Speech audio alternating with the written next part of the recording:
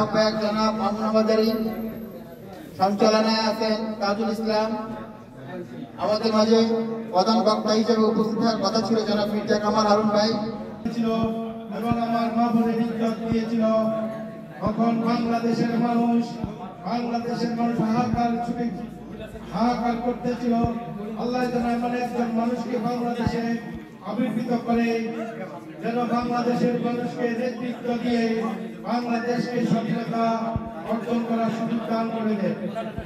খালেদা জিয়ার জন্য এবং আমাদের জুলাই আগস্টের শহীদদের জন্য দোয়া করব ইনশাআল্লাহ।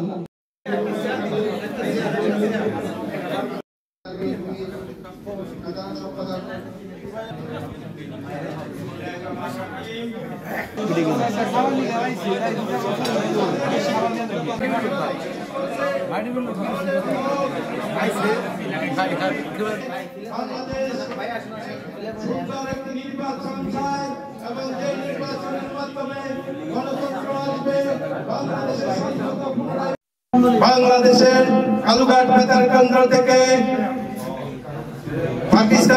পাকিস্তান সেনাবাহিনী থেকে এসে কালুঘাট বেতার কেন্দ্রে তিনি বাংলাদেশের স্বাধীনতা ঘোষণা করেন এবং বাংলাদেশের প্রত্যেকটা মানুষ তার স্বাধীনতার ঘোষণা শুনে বাংলাদেশে 1971 সালে 26শে মার্চ থেকে 16ই ডিসেম্বর পর্যন্ত দীর্ঘ 9 মাস স্বাধীনতা যুদ্ধ করে বাংলাদেশকে স্বাধীন করেছিলেন।